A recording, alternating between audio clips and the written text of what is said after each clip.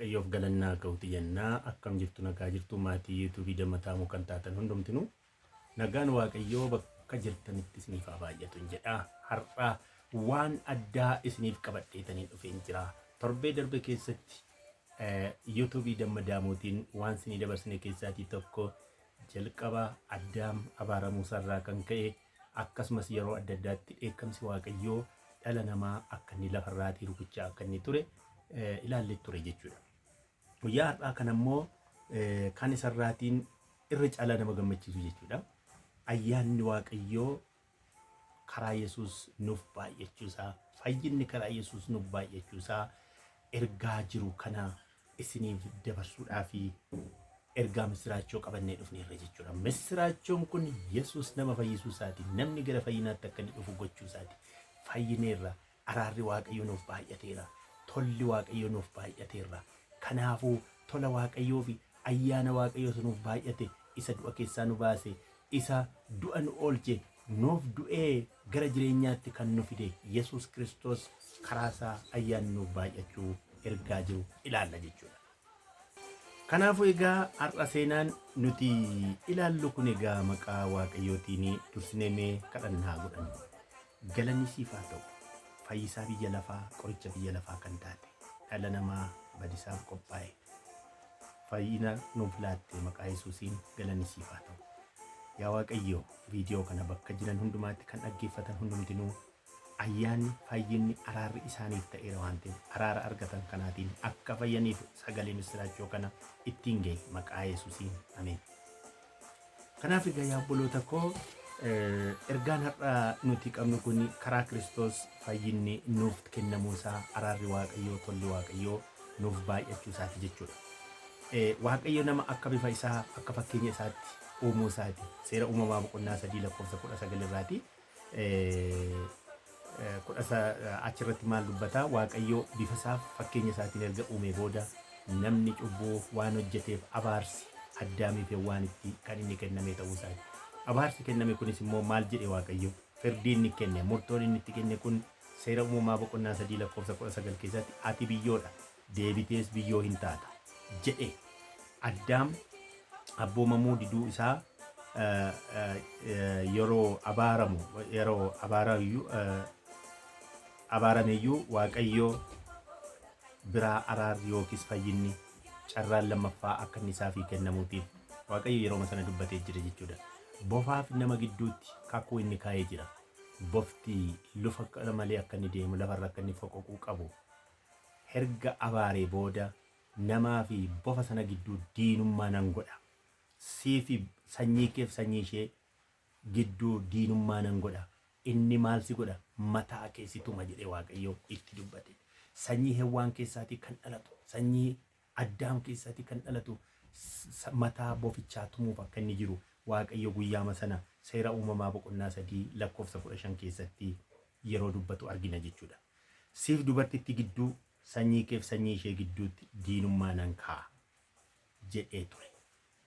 Kun immoo Addaam cubbuudhaan kufee duuti yoo itti faradamullee ammas sanyii Addaam keessaa kan dhalatu mataa seexanaa akka inni tumu Waaqayyo abdii kennuusaa agarsiisa jechuudha.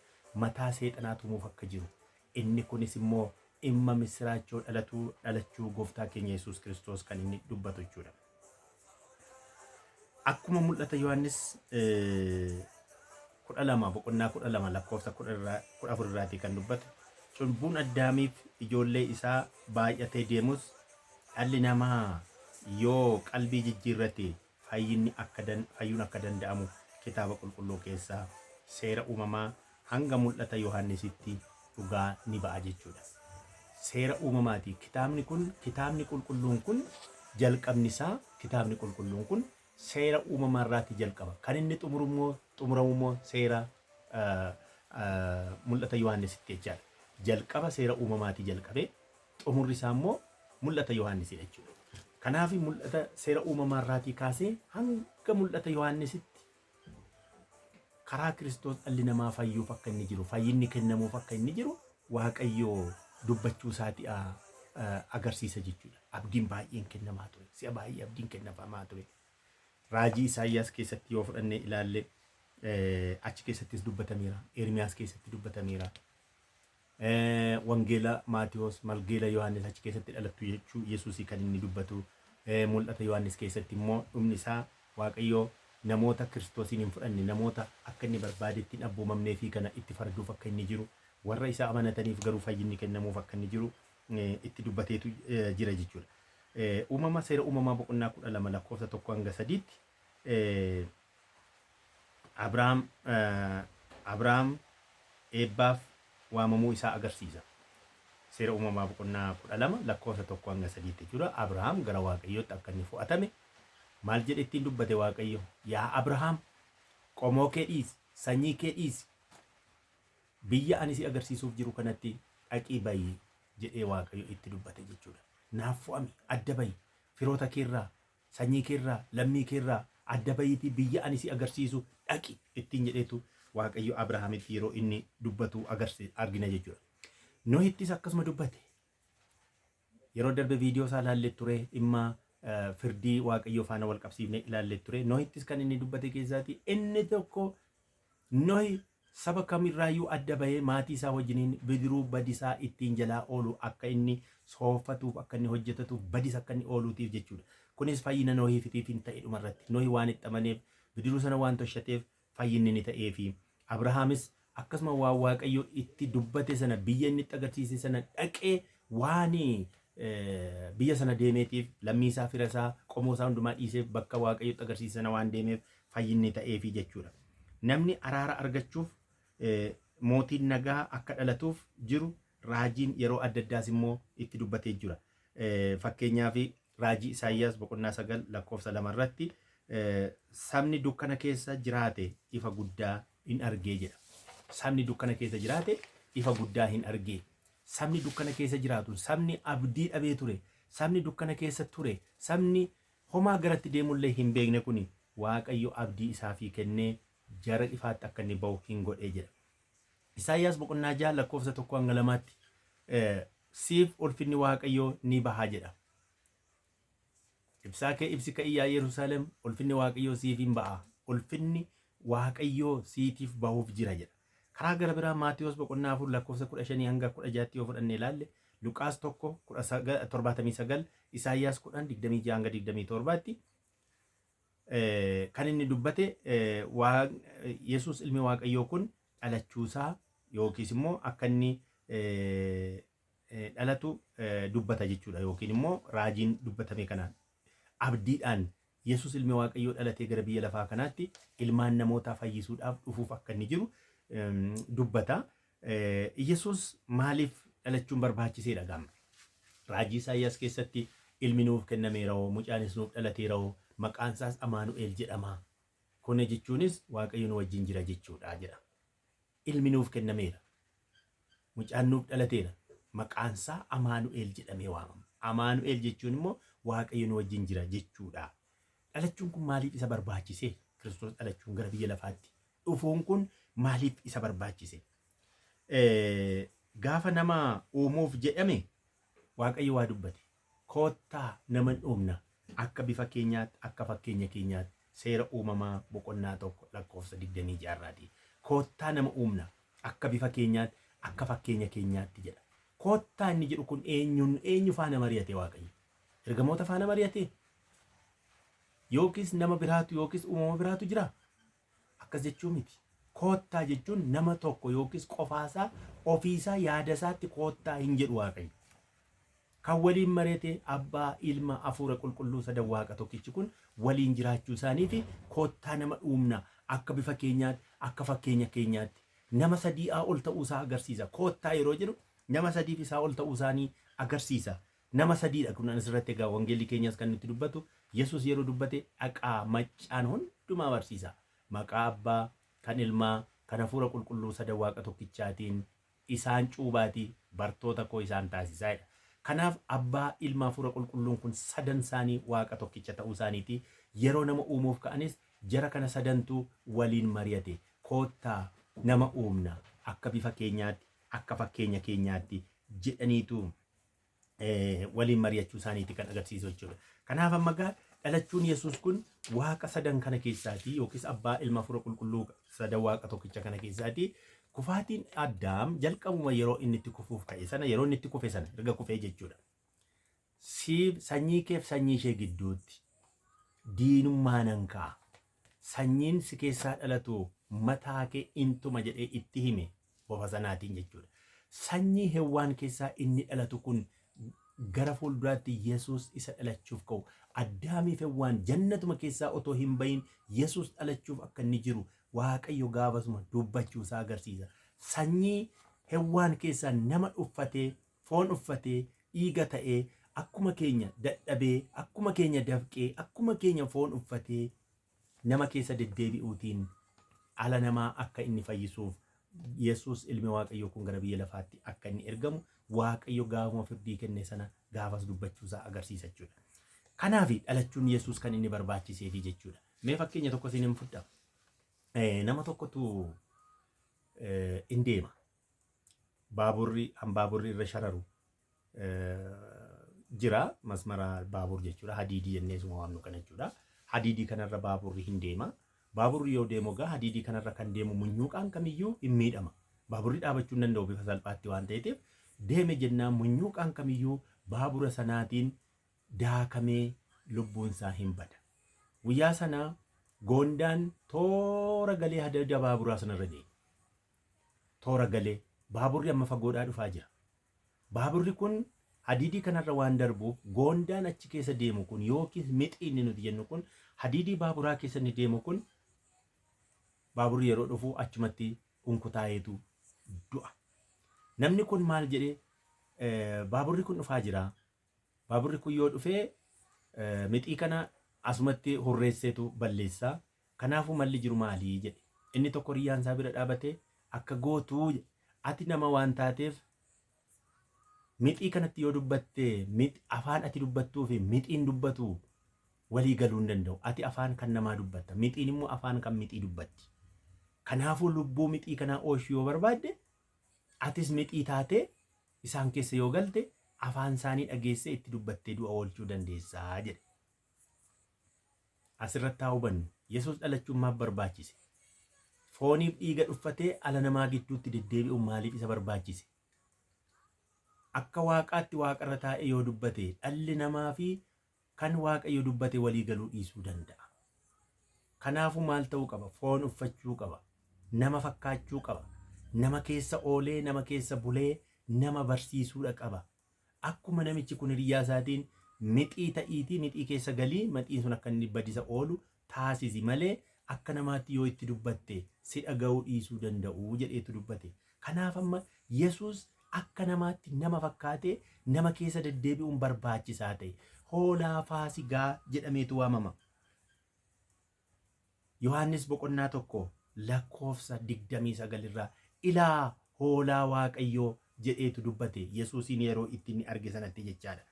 Karaa gara biraa immoo Kiristoos akka namaa foon uffatee fedhii dhiiraa tokko malee durba qulqulluu Maariyaam irraa akka inni dhalatu Waaqayyo godhee dubbatame. Waggaa dheeraa dura raajiidhaan kan dubbatame kun durba qulqulluu dhiira hin beekne irraatii Maariyaam irraatii jechuudha akka inni dhalatu godhame. Addaam inni jalqabaa kuni jalqaba Addaam fooniif dhiiga dhuffatee fonyaan isaatti Waaqayyo hafuura baafatee biyyoorraa uume jechuudha. Jannata keessa inni kaa'e kuni abboommii Waaqayyoo eeguu dide. Eeguu waan dideef duuti gara biyya lafaatti dhufe. Duuti gara biyya lafaatti dhufe. Namni akka inni du'u ta'e. Namni itti akka faradamu ta'e. Duuti jechuudha. Jannata keessaatii bahanii gara lafa ishee qoraattii biqilchituu kosorruu ishee biqilchituutti akka isaan bahan taasifame. Yesuus kun immoo Addaam isa lammaffaadha. Inni lammaffaan kuni Waaqayyoof kan abboomamu akka fedha Waaqayyootti kan deemu Addaamuma foon uffate nama keessa deddeebi'a garuu Addaam inni jalqabaa jannata keessaatiin nu baase. Addaam inni lammaffaa Yesuus Kiristoos immoo gara jannataatti nu deebisuuf ilaa hoolaa Waaqayyoo jedheetu ilaalaa hoolaa Waaqayyoo isa cubbuu biyya lafaa irraa fuudhu jedhe. Wangeela Yohaannis boqonnaa 1:29 irraa akkuma isin jedhe ilaa hoolicha waaqayyoo isa cubbuu namarraa fuudhu. Hoolaan waaqayyoo inni Kiristoos kun waaqarraatii kan hin dhufe cubbuu namarraa fuudhuudhaaf dhufe. Addaam inni jalqabaa cubbuu namatti fide. Biyyi lafaa akka isheen abaaramtu taasise. Qilleensi keenya kun akka inni abaaramu taasise.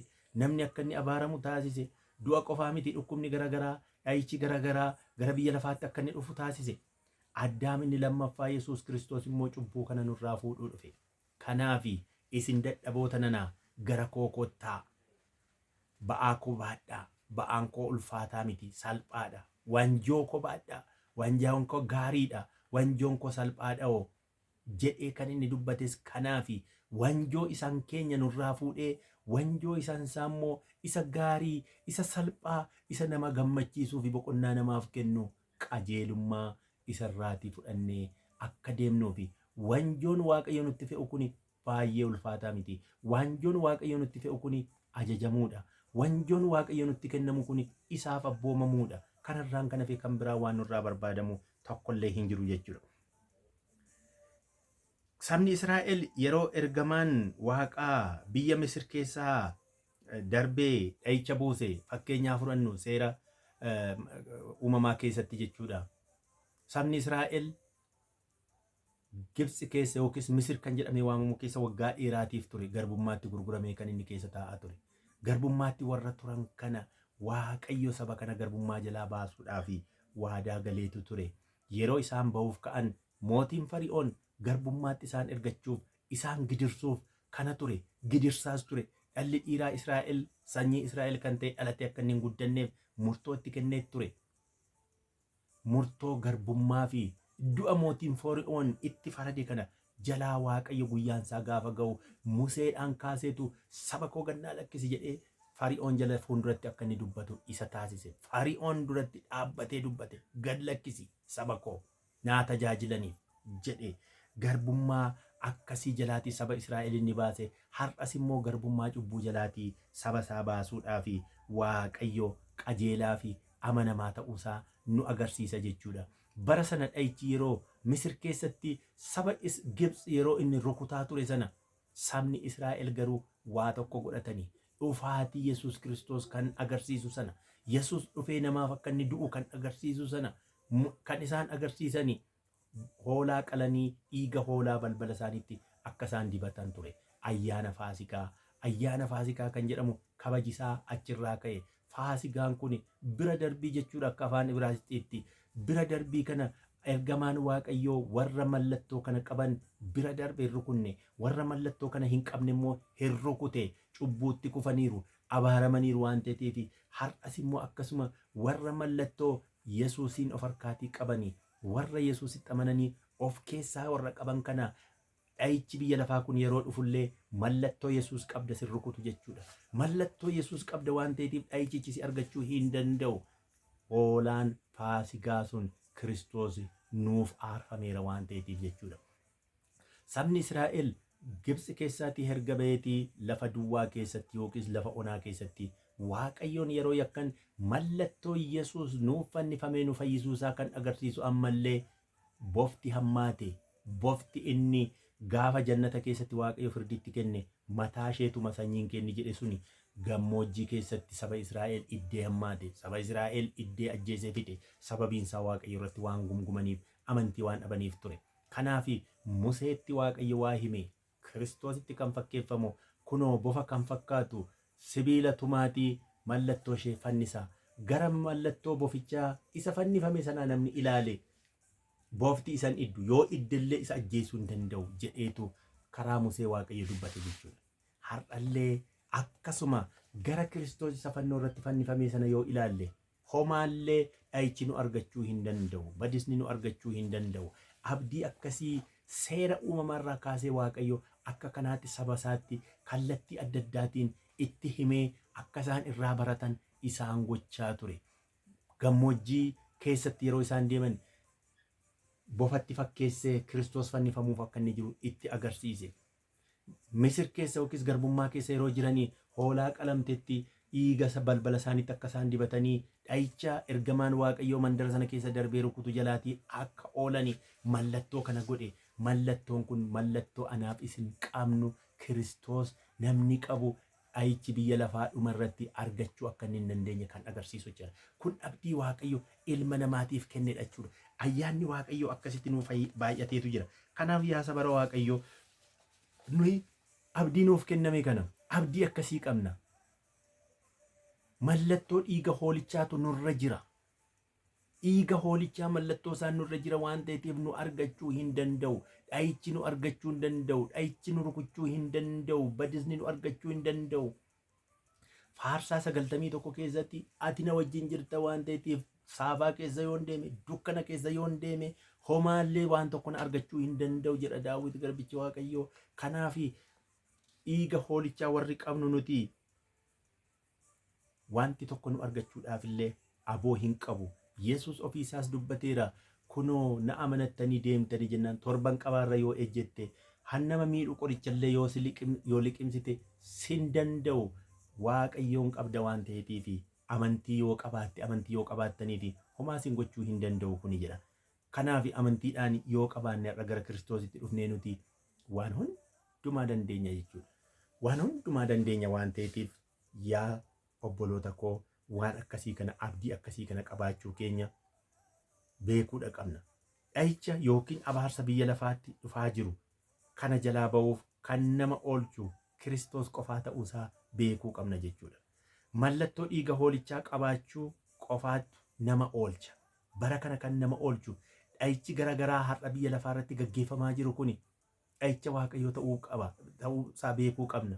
Yeroo darbee viidiyoo darbe keessatti sinitti himeen ture yaadattu yoo ta'e yoo hordoftaniitu ta'eetii fi mallattoon mootummaa irratti biyya irratti obbolaan obboleessa irratti walirratti ka'ee namni wal fixaa jiru kun dhayicha dhuma biyya lafaa ta'uusaa mallattoo gooftaan keenya Yesuus Kiristoos mallattoosaa ta'uusaa waraanni beelli dhukkubni garaagaraa tatamsa'ee nama fixuun kun mallattoo dhuma yookiis dhufaatii Yesuus Kiristoos kan agarsiisan ta'uusaa ilaalleetu turre jechuudha. Mallattoon kun har'a jira. Dhayichicha keessa jirraam nuti.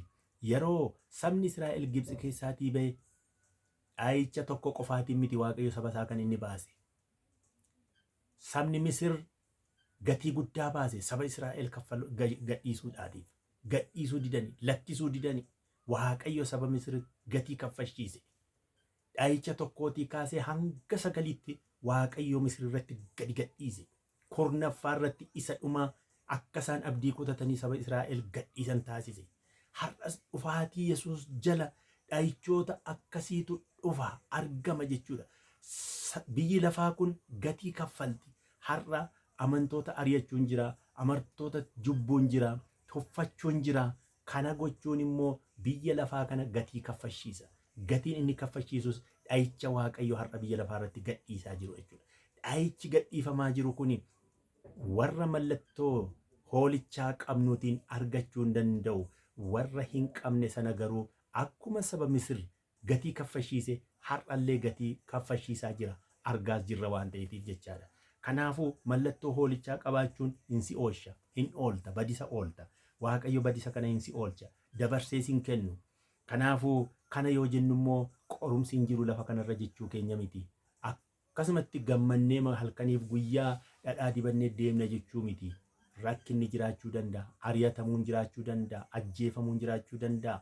Raajota durii akkuma ajjeesan, raajota durii akkuma ari'achaa turani. Har'as waan akkasii kun raawwachuu danda'a. Waan haaraa miti. Waanuma dur amantoota irratti gaggeeffametu gaggeeffama. Garuu dhuma irratti biyyi lafaa akka isheen gatii kaffaltu sagalichi nutti dubbata jechuudha. Gatii kaffaltee kaatee booda firdiifis hin dhiyaatti jechuudha. Kiristoos gara biyya lafaa dhufuun kanaaf barbaachise. Waan kana jalaan oolchuuf. Akka hoolichaatti cubbamoota hundaaf dhiiga isaa dhangalaase. Akka hoolichi kuni nama qomoo addan baasne, afaan addan baasne, adiidha gurraachadhan jenne nama ta'ee akka bifa Waaqayyootti kan uumame hundumaa kanaatiif du'e. Namni kamiyyuu gara Kiristoos yoo dhufe saba Israa'el qofaa miti. Sabni kamuu sabaaf sablammiin kamuu gara Kiristoositti yoo dhufanii dhiigichi isaan fayyisuu akka inni danda'udha jechuudha. Qajeelummaan yookiis abboomamuun Kiristoos nama kamiinuu in fayyisa. Kiristoos kun abboomame homaa yakka hin qabu gaafa firdiitti dhiyeessanillee jechaadha. Yeroo ajjeesuuf ka'anillee cabboo hojjete tokkollee hin qabu. Dhaluma namaatiif kana godhadhe. Kanaafuu jecha kana ibsuuf hundinuu yakka yakkaniiru galata waaqayyoos dhabaniiru jedha. Dhala namaa yeroo inni fayyuufii dhufe Kiristoos kan inni dhufe hundinuu waan yakkaniif hundinuu galata waaqayyo waan dhabaniitiif kanaaf isaan oolchuudhaatiif dhufe.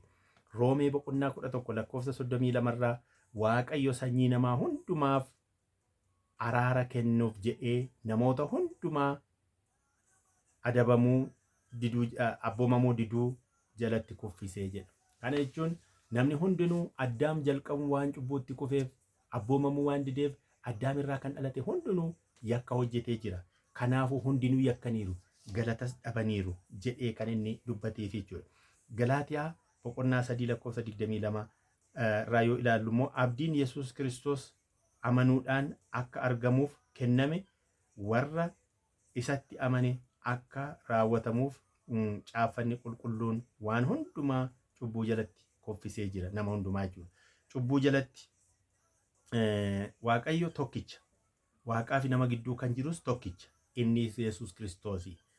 Ximootiyoos 1 boqonnaa 2 lakkoofsa 5 irraati waaqayyo tokkicha namaaf waaqa gidduu kan jiru namaaf waaqa walitti araarsuuf kan dhufe hoolicha waaqayyoo sana innis tokkicha Kiristoosidha. Gara waaqayyootti nama geessuu kan danda'u jedha. Roomee 5 boqonnaa 5 lakkoofsa 15 irraa kennaan waaqayyoo tola kenne garuu akka irraa darbaa sana miti. Namni baay'een cubbuu Addaamiin akka du'an ayyaana waaqayyoo kennaa tolu kanarraa Kiristoos fayyinni ta'ee jedha. Akka irra deebi'u amma kansi kennaan waaqayyoo tola kenne garuu akka irra darba sanaa miti. Irri darba sanaa cubbuun namni hojjete waan salphaa mitiidha. Waaqayyoof abboomamuu diduun namoota sanyii Addaam waan xiqqoo miti. Inni kennaan waaqayyoof kenname kennaa kana inni waaqayyo nu fayyise kana gatiidhaan madaaluu hin dandeenye. Otoo gatiitti jijjiirama ta'e qabeenya biyya lafaa kanaa walitti ida'amee kana raawwachuu yookiis immoo fayyina kana bituu hin danda'u.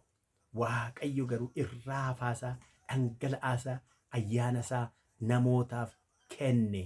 Namoonni hundinuu akka isaan fayyan isaan taasisee kanaaf kanadha jedha. Roomee boqonnaa 5 lakkoofsa 19 irraa akkuma abboomamuu diduu nama tokkootiin baay'een cubbamoota ta'an abboomamuu nama tokkootiin immoo akkasuma baay'een qajeelota in ta'u jedha. Har'a qajeelummaan koof qajeelummaan keessan fayyinni koof fayyinni keessan hojii keenyaatiin miti. Hojii keenyaan akka inni hin taane jala murree beekuudha qabna. Namni hojii isaatiin qajeelaa ta'uu hin danda'u.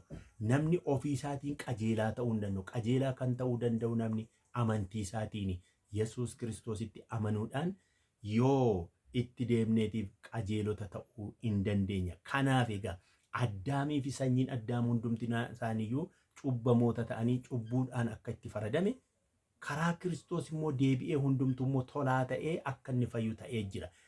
Dhiiga hoolichaatu nu fayyise. Dhiiga hoolichaatu gara fayyinaatti nuu fide. Dhiiga hoolichaatu araara nuu fide.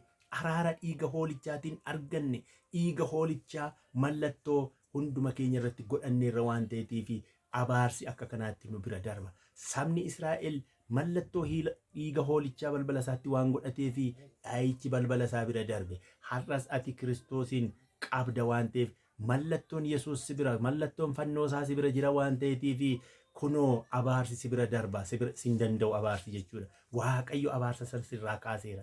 Waaqayyo du'a bara baraa sana sirraa kaaseera. Waaqayyo jireenya bara baraa jala akka nuti gallu, ayyaana Waaqayyo jala akka nuti gallu, araara argachuu Waaqayyo jala akka gallu. Saba araara hin arganne turre har'a Waaqayyo garuu warra araara argatan ijoollee Waaqayyo nu taasiseetu jira jechuudha. Roomee boqonnaa 3 lakkoofsa 23 hanga 25 hundinuu yakkaniiru ulfina Waaqayyoos isaanitti hir'ateera. Isaanumti immoo ayyaana Waaqayyoo isa karaa furii Yesuus Kiristoos tola isaaniif kennameen qajeelota hin ta'u jedha. Kanaaf hundi keenya yakkineerra. Hundi keenya galata Waaqayyoo dhabamsiisneerra. Ulfina Waaqayyoo dhabamsiisneerra. Garuu immoo Waaqayyoof haa galatu har'a karaa Kiristoos qajeelota taanee ayyaana argannee fayyinni nuuf ta'eera. Fayyinni siif ta'eera. fayyinni anaaf ta'eera, fayyinni isaaf ta'eera, fayyinni isheef ta'eera, fayyinni hunduma keenyaaf ta'eera. Nuuf ta'eera. Nuuf ta'eera amanuu qabna obboloota keenya. Yesuus naaf jedhee fannifame, siif jedhee fannifame, nuuf jedhee fannifame. Ulfina isaa waaqarraatii dhiiseetu gara biyya lafaa dhufe, gara biyya lafaa anaaf sin fayyisuuf dhufe, nu biratti immoo salphatee ol deebi'e. Kanaafi gara saba isaa dhufe, sabni isaa isan simannee jedhe. Simachuu dhiifne deebinee ammallee warra isa simataniif aboo ijoollummaa isaaniif kenneerra. Warra isa simataniif dhaaltota godheera Kiristoos. Har'a dhaaltuu mootummaa Waaqayyoo taaneerra, isa simanneerra yoo taane, isatti amanneerra yoo taane, warri viidiyoo kana amantan dhaggeeffattan hundi keessan bakka jirtanitti Yesuusin simachuu keetiin fayyiteetta. Yesuusin simachuu keetiin araarri siif kennameera. Ayyaanni Waaqayyoo siif kennameera. Qajeelota ta'uun aboon qajeelummaa siif kennameera. Qulqulluu miti turre, cuccubbamoota turre. Waaqayyo garuu har'a qajeelota nu godheera. Qulqulloota nu godheera. Qulqulluu saba Waaqayyoos jedhamna jechuudha. Nuyi hundumarra kan caallu waan taaneef miti. Kiristoos gara isaatti kan inni waame. Nu waamee waamicha isaa dhageenye dhufneerra nuti har'a mana isaa keessa jirra. Ijoollee Waaqayyooti. Ijoolleen immoo abbaa ishee dhaalti. Nuyi abbaa keenya Kiristoosiin dhaaltota isaati. Dhaaltota isaati. Garbicha isaa miti nuti. Dhaaltota isaa dhala isaati waan taaneef Waaqayyotti kan dhalanne guddaa gammaduu qabna. Guddaa gammaduu qabdu. Waaqayyo isinaa eebbisu waan dhaggeeffattan hundumaatiif. Kanaaf viidiyoo biraatiin guyyaa biraa hanga walitti dhufnutti Gooftaan hunduma keenya wajjiniin haa ta'u. Waan dhaggeeffanne hundumaa Gooftaan nuuf haa eebbisu. Warri har'uma yuutuubii kanatti haaraa dhuftanii sabiskiraayib gochuudhaan maatii Dammadaamuu taatanii ergaawwan haaraa isiniif gadhiifamu akka isin bira ga'uutiif maatii akka taatan, warri maatii taatanis immoo obboloota warra kan argachuu hin dandeenyeef sheerii gootanii akkasumas immoo yaada yoo qabaattan, qeeqa yoo qabaattan koomentii jala yoo nuuf keessanillee nuuf jajjabina keenya dadhabina keenyas irraa fooyyeffachuu dandeenya waan ta'eetiif kanaan akka nu gargaartanii wanti isin irraa eegamu hanga dhumaatti waan darbu dhaggeeffattanii koomentii gochuu qofaadha. Waaqayyo si wajjin haa ta'u. Asumarratti nu ga'a.